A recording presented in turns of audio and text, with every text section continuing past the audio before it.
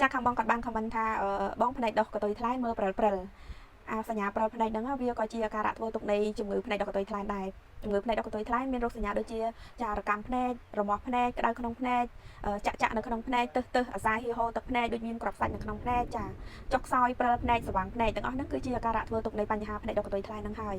បញ្ហាផ្នែកដោះកតុយថ្លៃចែកចេញជា3កម្រិតស្រាលគឺអាចជាមានលក្ខណៈក្រាស់ឬក៏ដុំពណ៌លឿងពកតិចនៅផ្នែកគល់ភ្នែកឬក៏អាចមានការលូតលាស់ពីខាងចុងភ្នែកកម្រិតមធ្យមវាចាប់ផ្ដើម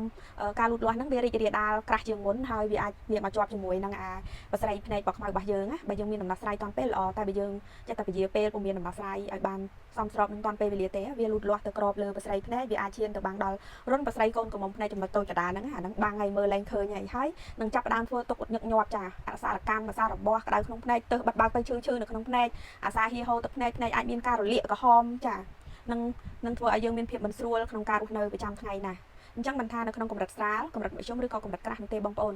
ចាយើងមានដំណោះស្រាយជូនជាផលិតផលឱសថគ្រាប់សម្រាប់លេបដើម្បីជួយរំលាយសាច់ខ្លាញ់កតុយថ្លែងដែលដុះនៅលើភ្នែករបស់យើងមិនថាកើតតែម្ខាងឬមួយក៏ទាំងសងខាងទេផលិតផលនឹងចូលទៅជួយរំលាយសាច់ខ្លាញ់កតុយថ្លែងនឹងម្ដងបន្តិចបងប្អូនចាអាចញ៉ាំចន្លោះពី3ទៅ5ថ្ងៃនឹងចាប់ផ្ដើមដឹងពីប្រសិទ្ធភាពហើយចន្លោះពី5ថ្ងៃទៅដល់10ថ្ងៃចាអាចនឹងកាន់តែប្រសើរឡើងចាអញ្ចឹងសម្រាប់បងប្អូនដែលបានខមមិនបើបងចង់បានយកទៅប្រើប្រាស់បងឲ្យខាងខ្ញុំសូមពីគ្រោះប្រឹក្សាបន្ថែមទៀតចាដើម្បីដឹងច្បាស់ថាបងស្ថិតនៅក្នុងកម្រិតណាមួយចាហើយដើម្បីងាយស្រួលនោះចាបងអាច voice សម្លេងនៅក្នុង TikTok នេះឬក៏